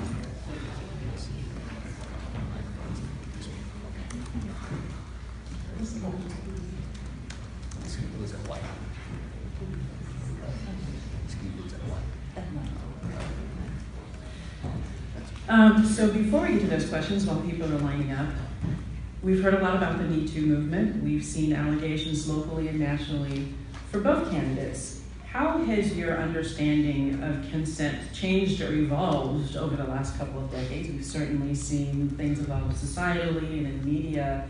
And what do you think we need to be doing in our communities? What kind of conversations need to be happening in families to make sure that people are respected, period? Go ahead. Yeah, my opinion hasn't changed on that. No means no, period. And that is something that should be 100% clear, and I think it is just a tragedy that it's taken this long to get to a Me Too movement, to have all of these public figures exposed in the way that they have been, for being the sexual predators that they've gotten away with. Bill Cosby, Harvey Weinstein. It is good that we have been awakened to that, and I think we need to continue to push forward with that, because that's never been acceptable. Like I said, I haven't changed my view. I've always understood exactly that you treat people with respect 100%. It's something that I've done in my job and in my office. No matter what, as you might have noticed, people occasionally are a little bit testy when you're a member of Congress, but I treat people with respect no matter what, and women absolutely deserve to be treated with respect. So I've openly said a lot, I am actually a sexual assault survivor. So consent is something that's a situation. All right, so we're going to move to audience questions. One thing we have a number of people in line. We want to be respectful of everyone. We're going to ask people to limit the questions and any associated comments to 30 seconds maximum. So any more of a comment than a question, let me explain to you a backstory. We want to avoid that for now, just to make sure that we can make it through everyone's questions. So we'll start on the right-hand side here, and go ahead. I have 2 questions. Can I ask them both real quick? You can pick one. I really want both, but anyway, I guess the most important one is, shouldn't the banks have been nationalized instead of bailed out? Yes. I mean, you know, most major nations that are successful have nationalized banking systems, and for some reason we don't. But that was a prime opportunity for us to nationalize the banks and save the people instead of the bankers. I don't think the banks should have been nationalized. I think they should have been broken up. But unfortunately, one of the things in Congress, again, you know, I didn't necessarily get to decide on what the bill was that was going to save the economy. I think the banks should be broken up. I don't believe in the government running all of our banks, but they certainly should be broken up. All right, moving on to the left. Thank you. Pay-to-play treasons, foreign donor reasons, Sunni Arabs have bought Democrats and Republicans. Adam, you've overseen the military buildup of Saudi Arabia promoting weapons from the U.S. since 1996. In fact, your staff has been sent to Saudi to be lobbied by the Saudis in a week of lack of luxury. Why did you allow Saudi Arabia to be #2 on the college visa list for discounted tuition, stealing from locals' futures? Yeah, I didn't have anything to do with that. You keep allowing it. It's been since Obama's administration. And it's... I'm sorry, let me know. We've asked the question, so we're going to let the congressman respond. The idea that I have been overseeing as a member of Congress the buildup is patently ridiculous. Armed Services Committee, buddy. Yeah, one member of the Armed Services Committee. I have voted against no fewer than 8 defense budgets, and certainly has. on him now with All right, I'm sorry. That's. But I'm asking about the visa lottery. Why do you keep Saudi Arabia on the college visa lottery? I don't, but Well, why have you stepped up to take them off it since Obama's administration? obviously I'm not going to have a chance to speak, so I will yield to Sarah. The question was directed at the congressman. I don't know if there's much more I can say. I believe the congressman has answered. Anything additional you'd like to say about that? I'm not going to have people just shout at me every time I say 2 words. It reminds me of being on Fox News, and those are not pleasant memories. So. All right, we're going to. Mr. Smith, you're the ranking member of the House Armed Services Committee, and if the Democrats win in November, that means you'll be the chairman. Is that correct? Yes, sir.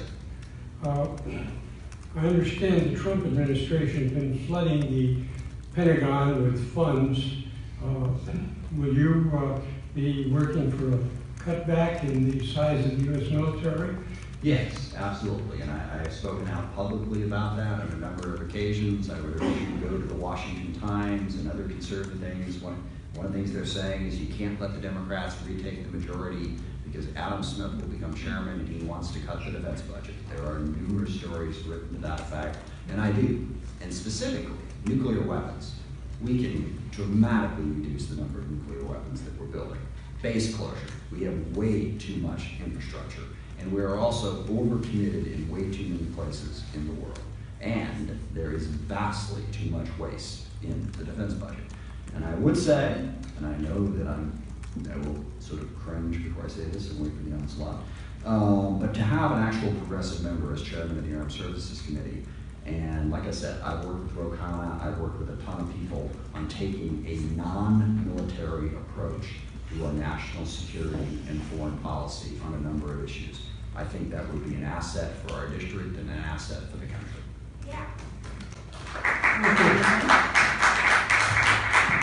I believe in drastically reducing the military spending budget as well, but I also think one of the things that we spend the most money on is we spend 60% of that budget on private donors who also happen to be Adam's largest donors. And I think it's incredibly important to pull the corporate influence out of our government because of that. I think that it feels like a conflict of interest, so it must be a conflict of interest. But I firmly believe that that 60% doesn't need to go out to private military contractors. We don't need mercenaries, we need soldiers that are well equipped to bring humanitarian missions to the world, help folks bring up clean water, to help us work on diplomacy before we drop bombs. I think it's important for us to focus on building up a humanitarian military that's focused on people first. And one of the best ways to do that is uncouple corporate money from the system and stop spending so much money on private military contracts. I'm sorry, I would just say quickly, I consistently vote against a defense contract. One of my first votes in Congress was to not build more B-2 bombers, which actually was built in my district, at least a portion of it was. And that was a huge priority of Northrop. Look, I do not vote the way my donors want me to.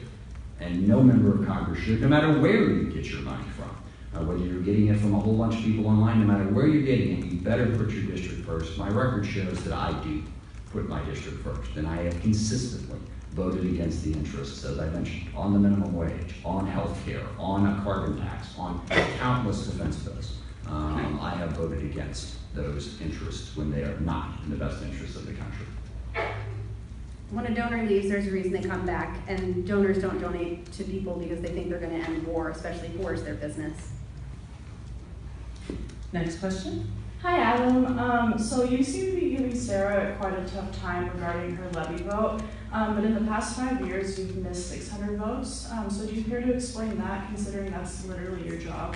Yeah, absolutely. And by, just so we're clear, the 600 votes you refer to are the ones in Congress.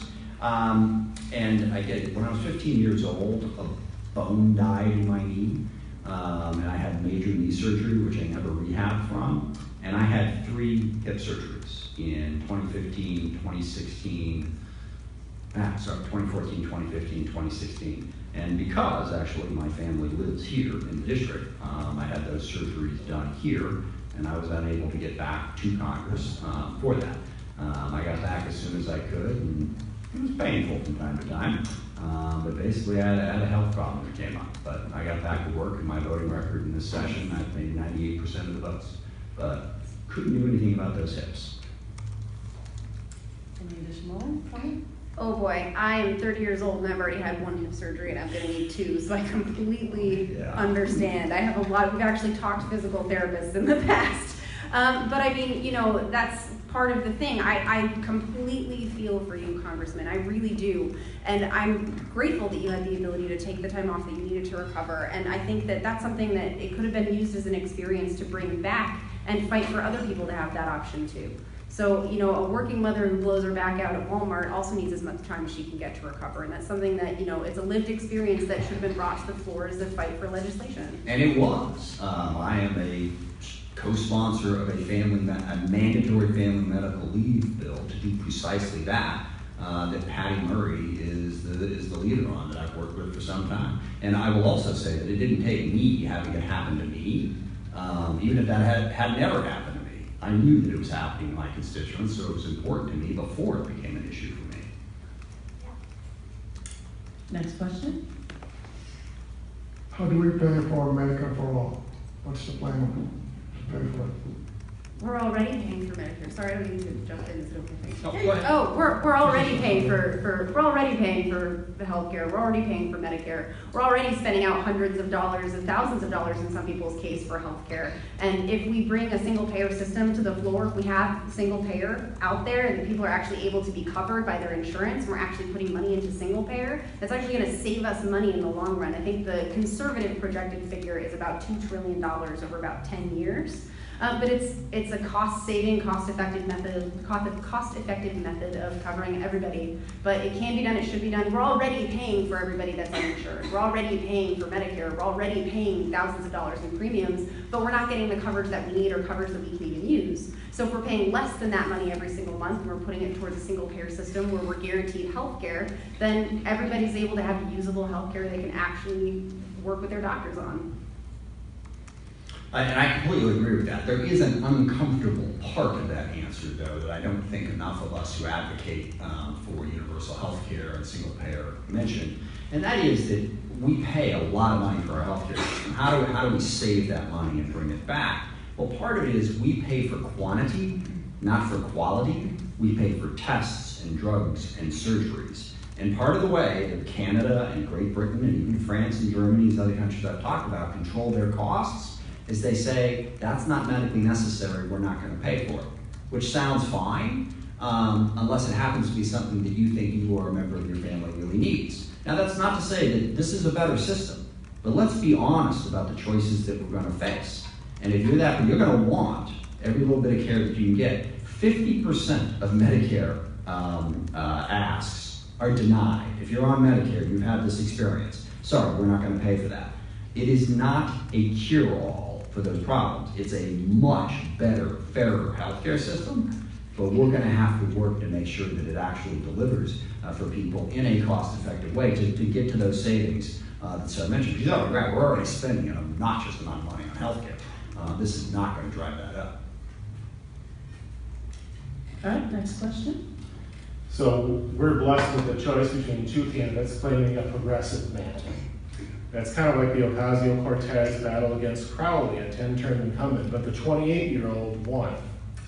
And I think the reason she won is she said things like, later on TV, like, in a wealthy and moral America, no person should be too poor to live. I think what we need for our Congress seat here is voice. Anybody can vote, anybody can listen, anybody can be civil, but what we need is not disruption, but voice. So Congressman Smith, I'd like you to take any issue you want and show us your passion, kind of like Ocasio-Cortez did when she said no person should be too poor. You haven't seen me around very much if you haven't seen my passion. It's a softball question. I can give you 10, but I'll give you one, and it's healthcare, okay? It's having access to healthcare. And the way I always describe it is I grew up in a struggling family, struggling for a lot of different reasons, not all of which I want to get into here. And I was powerless to help them. When my father died when I was 19 years old, United Airlines did not pay his death benefit for months. I was 19 years old, my mother was going crazy. I couldn't do anything to help her, and that killed me, okay? When I found out she didn't have health insurance when she died, same thing. So I wanted to be in a position of power so I could fight for people, all right? So I want to make sure everyone has access to health care. I don't want anyone to walk into a hospital and find out that their parents don't have health care. I don't want to see a young mother who's got a 6-month-old child sick, doesn't know what to do, but can't call a doctor or someone with health care. I don't want to see somebody foreclosed on their house. I had a gentleman come up to me in Federal Way about a month ago who said, he was a veteran, he was being foreclosed on, couldn't get an answer, came to my office.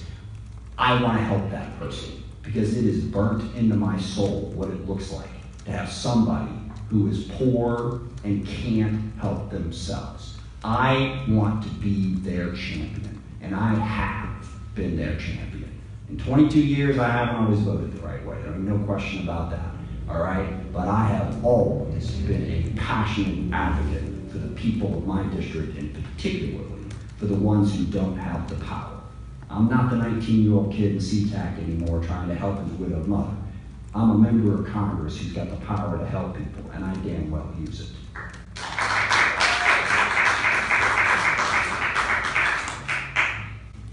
Anything to add? I get passionate about anything. I've been told I have a lot of energy. I've been stopped by state senators, and they're like, you have so much energy. But I mean, it's hard not to get passionate about these things because they're not separate issues. They're all part of the same underlying issue, which is we have been suppressing working people and we've been holding back the middle class in order to favor this billionaire class that we shoulder on our backs. With 70% of us create the wealth that only 30% get to enjoy, but we're the ones who do all the hard work and we don't get to benefit from it. We are all struggling, and it's hard not to get passionate about everything from healthcare to education to housing to war to military spending, the economy of violence that we have created that's killing people abroad. I don't want to watch one more person stand in front of a war memorial and weep for their friends that they lost. I don't want to watch one more veteran from this cycle of endless war go into the VA and struggle to get the care that they need. I want to make sure everybody has a dignified quality of life and that they have a representative that fights for them because they know that all aspects from education to war to suffering to houselessness to wanting food to wanting to be able to pay for utilities, all of those are linked together and they all matter. We are all struggling to make all those ends meet.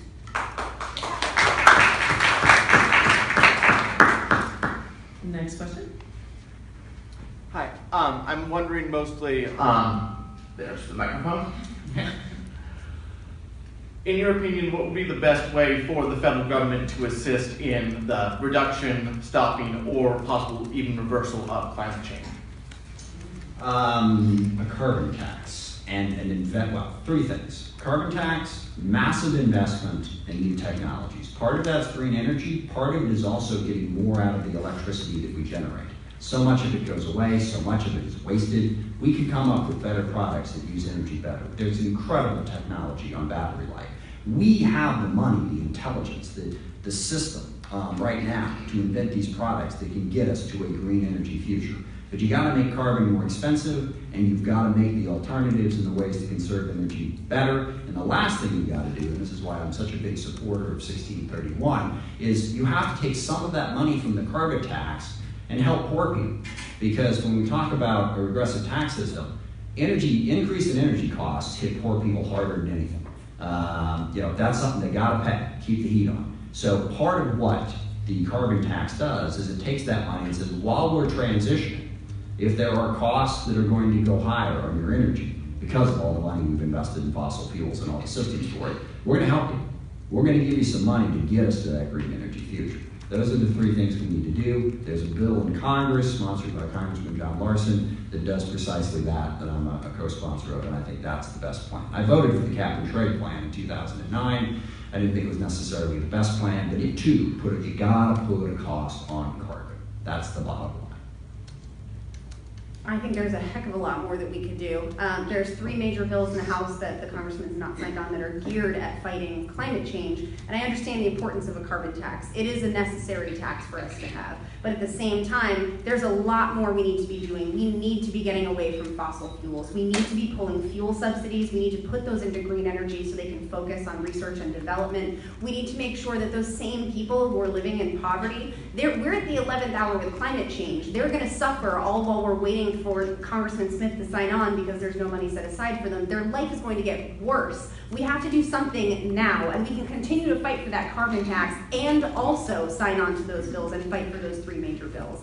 I think they're incredibly important. Getting away from fossil fuels is the only way we're going to be able to move forwards. That's why I'm actually a big supporter of a brand new Green Deal, and that includes infrastructure investment, things like new power grids, things like the solar batteries, like wind farms, like solar farms, like hydroelectric. These are all things that we've needed for years, but we've been stalling because we're beholden to fossil fuel companies. And I think part of the reason that one of the things corporate money is buying in this race is, I say it all the time, it's buying silence, it's not buying speech. And $10,000 and being the top recipient of PAC money over all the senators in the state of Washington, of course Congressman Smith is going to find excuses not to sign on to these bills. But we cannot wait anymore. Those people living in poverty cannot wait anymore. I'm signed on to a carbon tax, okay? If you watch your television, there ain't no question that corporations don't like that. The reason I'm not signed on to those 3 bills is because they don't do anything for poor people.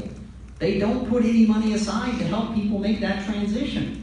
They fight That's for the climate reason change. I'm not signed on to those 3. They fight for climate change, which poor people are going to be suffering from. Right. Well, if those poor people say, look, I can't keep the energy on in my house, you think they're going to support that? You think they're going to support members of Congress in the Midwest and elsewhere who vote for a bill that just drove them out of their house because they can't afford energy? If they're flooded out with rising sea bills levels, were their going to houses do are what they buried, were it's going not to an option. do, they would set money aside to help people make that transition. So to say that it's because I'm bought off when I'm out there supporting a carbon tax, you've seen the ads on television. All those companies hate that. So it's just this notion that I'm bought off by corporations is a bald-faced lie, dishonest, it goes completely against my entire record as a member of Congress. I think that those people, when their houses are flooded, are not really going to have a say in much. And I think that it's important that, I've mentioned before, a carbon tax is important, but it's not the be-all and end-all. We have to do more than just a carbon tax. There has to be more. And I want to have that money set aside for poor people, for people that are going to be struggling. And there is nothing stopping the congressman from sending a request to add that in there if they want his co-sponsor on it. I sent a request to John Larson, who sponsored the right bill that I supported. You're right, there's nothing stopping me, and I did it. All right, we're going to have time for a couple more questions before we wrap this up and get to the questions that the candidates have for each other. So if there are questions that the candidates want to submit, please do that either to Sharon or to me directly, and we'll take these 2 questions in the meantime. Go ahead. Oh, excuse me, go ahead. All right, Congressman Smith, so one of your biggest donors is Blue Cross Blue Shield. Another one of your biggest donors is Boeing. So when you say that you are going to support Medicare for all and cutting the military budget, how can we trust you when you keep taking corporate money from people who are not going to support that? And why would they give to you if you're going to support it? Well, because I've done it, first of all. And also, when we say one of your biggest donors, PAC money is limited. The corporate money that is truly killing our democracy right now is independent expenditures that are unlimited, all right? I've got about 1,000 biggest donors because the most they can give me is $5,000 in a primary, okay? And like I said, with Boeing, I voted against the B-2. They were a big part of that. I voted against the F-22. On the insurance companies, I voted for the healthcare bill. I voted for allowing us to have a better competitive drug market. I consistently voted against it. He asked the question, why do they keep giving me money? Because I'm kind of good at my job. I listen to people, okay? And when it comes to the Armed Services Committee, as much as I've disagreed with Buck, I get into fights with him all the time, I listen to him. And I listen to the legislation. Everything that, I do not believe that corporations are evil. And I know there's people in here who disagree with me on that. I don't believe it. I think in some cases they can be helpful, in some cases not. And by the way, sometimes they don't give me money. The B2 vote, Northrop Grumman now does give me money. For 12 years, they didn't. AT&T, when I took my vote on net neutrality, they didn't give me money for like 8 years. So I don't care, all right? If at the end of the day, it's legal within the system, I'll accept the contribution, but I'm going to vote my district, and the record shows that. And again, we got to get at Citizens United. We got to get at this thing that allowed unlimited money to flood in, independent of anything they can give to us as members of Congress. I mean, $5,000, $10,000 compared to the $35 million that Sheldon Adelson was able to drop into the middle of races, unregulated, in many cases untransparent. That's the money that does it. But again, look at my record and look at my votes. And guys, keep trying to say, well, you took this vote. No, I didn't, all right? I vote my district, I vote my constituents, I follow the campaign finance laws, and I raise money from people who are legally able to give it within the limits that they're legally able to give. And my record shows that you can absolutely trust me on that. So I'm gonna get a little grassroots in my phrasing, but I think if you put makeup on a pig, it's still a pig.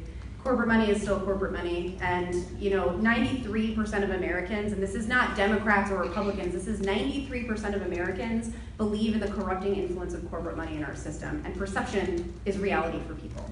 And the best way to earn trust from people is to just not take the money. And so I guess I'm gonna ask a question back of the congressman. If it doesn't matter and it doesn't affect your vote, then why take it? Because I have to run a campaign and you have to run a campaign. We raise money for campaigns. Now the system that I would prefer, and we've talked about this, is one that they had in Arizona, which was full public finance. That would be the best system. I support that. I'm co-sponsored with a bill to do that. And if they pass that so that we didn't have to raise money, absolutely, that would be great. But as long as you have to raise money, and the thing is, we've got all these people saying they don't take corporate money. Corporate money was outlawed, okay? You are only allowed to take it from PACs. What are PACs? It's money that they raise from their employees, okay? And by the way, I agree with you. You should not hold employees accountable, and I apologize for that. I think you did do the right thing and did do a good job. But employees get money. So you've got all these people saying, I don't take corporate PAC money. But then they take max out donations from lobbyists and corporate executives. And these are the same people who give to the corporation who then give the PAC money. That's just a dishonest shell game. I follow the law, all right? The law on where you can raise your money from. And I'll tell you something else again, this notion that, well, if you raise money from individuals from all across the country, that somehow makes you less beholden. You don't think that national organizations like a brand new Congress have an agenda? What happens if you disagree with a brand new Congress and they're responsible for all these donations that were given? That's what I think you will do, and I believe this. You'll vote against them, and you will vote for your district. I believe that. I think I know you well enough to know that you will do that. But wherever you get your money from, those people who are giving you that money are going to expect something. And if you don't deliver it, they're likely to pull it. So you have to be willing to take the vote and have the money be pulled. And I have. All right, next question. Puget Sound Energy is building a tank of enormous volume in the tide flats of Tacoma, a potential environmental disaster waiting to happen. And I understand, Congressman Smith, you've accepted more money from PSE than any other politician in Washington State. That's not true, but that's okay. So well, here's the interesting thing about that. First of all, people So having said those two things, what is your position on liquid natural gas?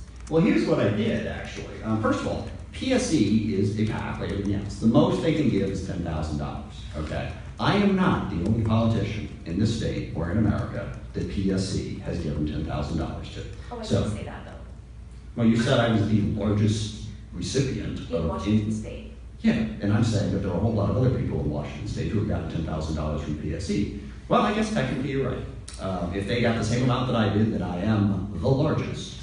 It's a bit misleading, but it is technically accurate. But here's what I did.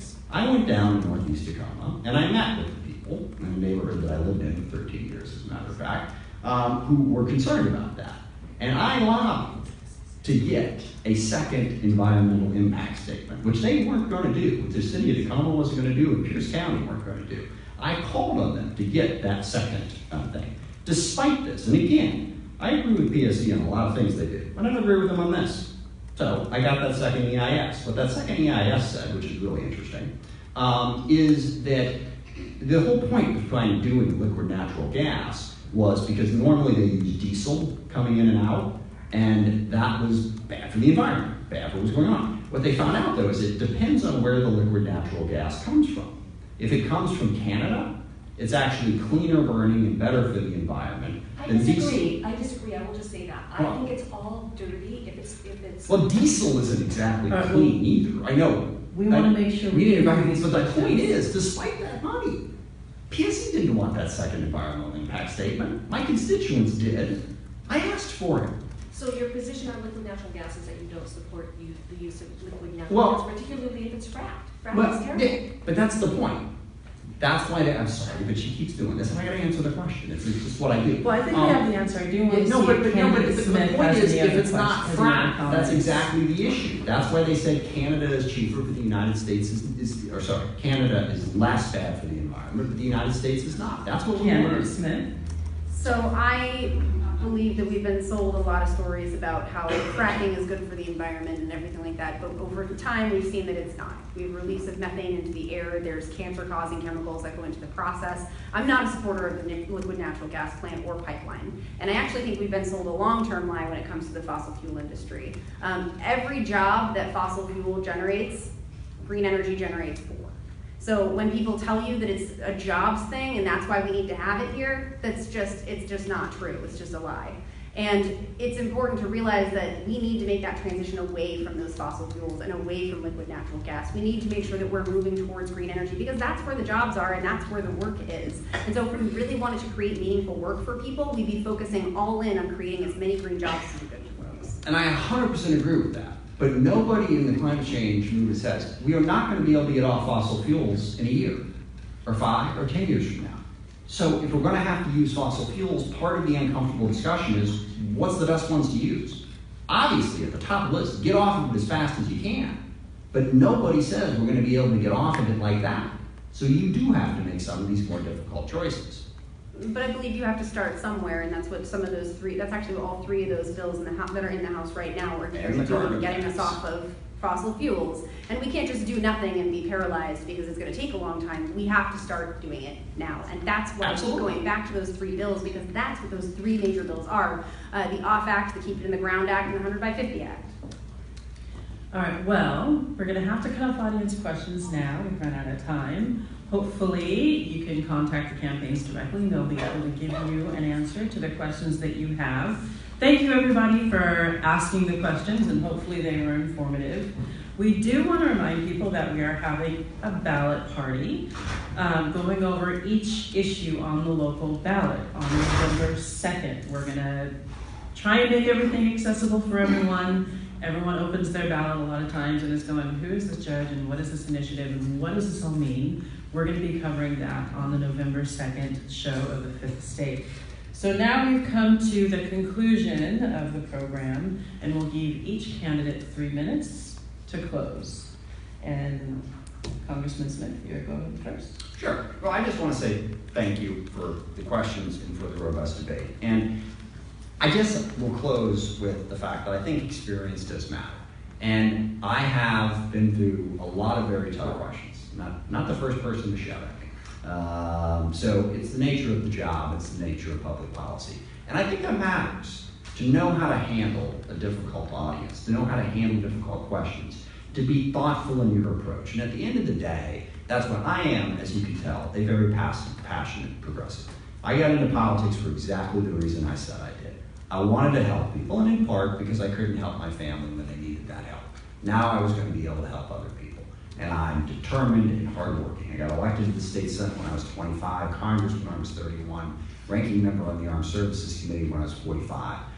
Youngest, I think Les Aspin actually was younger. But, so I work very, very hard for the people I represent because it is born into me.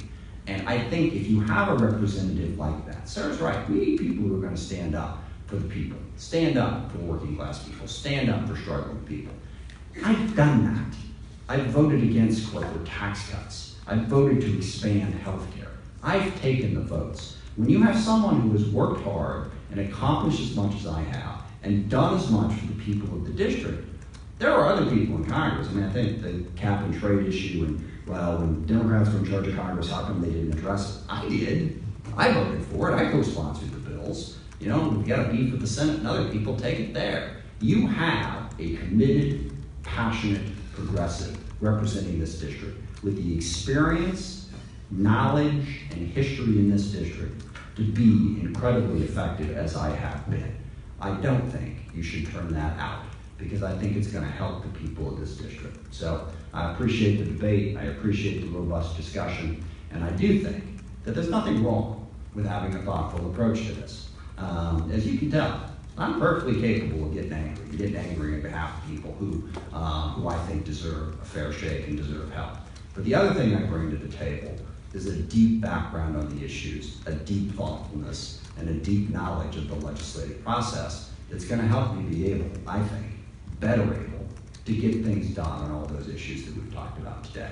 And I thank you for the opportunity to have been here this evening.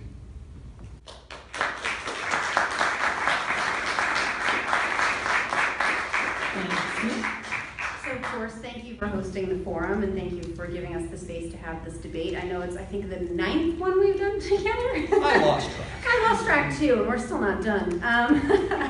But I'm a 30-year-old working class woman that knows what it's like to lose your house, that knows what it's like to sleep on couches for almost a year, that knows what it's like to struggle under thousands of dollars of student debt. I've grown up as part of our post-recession America generation. I've grown up knowing what those struggles are and knowing what those struggles look like. And I've grown up knowing how important it is to have that lens of somebody who has lived through it to look at legislation. Because there are going to be moments where legislators say, oh, we can sacrifice this part, we can get rid of that part, we can let go of this part. But we as working people know exactly how that's going to end up for us because we've lived on the other end of those compromises. And we are tired of being the recipients of negative lifestyles because of compromise. We are tired of watching our neighbors suffer. We are tired of watching ourselves go into foreclosure. We are tired of not being able to participate in the economy that we build up on our backs. We are not able to start families. We're not able to buy homes. We're not able to go get educated. And it's going to be worse for the generation that comes after us. This is an opportunity for us to take bold, powerful stances and bold, powerful action for the things that matter to us the most. This is an opportunity for us to use this seat as a pulpit to fight for progressive values nationwide, to fight for things like single-payer healthcare, like debt-free education, like an investment in infrastructure, and a brand new Green Deal. We just need to have representation that's brave enough to stand up and do it. I want to stand up and I want to fight for this district. I want to fight for this district and I want to fight as this district in Congress, making sure that everybody coast to coast gets to experience the amazing life that we can build for ourselves together when we have progressive representation. But this is what this is all about. Right now we're in an era where to be visionary is to be pragmatic. To have a plan is to be a bold, unapologetic progressive. Where to have lived something is to have the experience to govern something. We have an opportunity to change the way that our government is run. We can make it so it's run for us and not for corporations, not for the billionaire class, but for the people that matter, for the working people, for the middle class people, and for the people who are living in poverty. We can lift them up and bring them with us, and we can have a bold new America. I believe in bold vision because bold vision empowers us at the bottom to be just as strong and powerful at the top. We just need to take the risk and make it happen for us here in the night.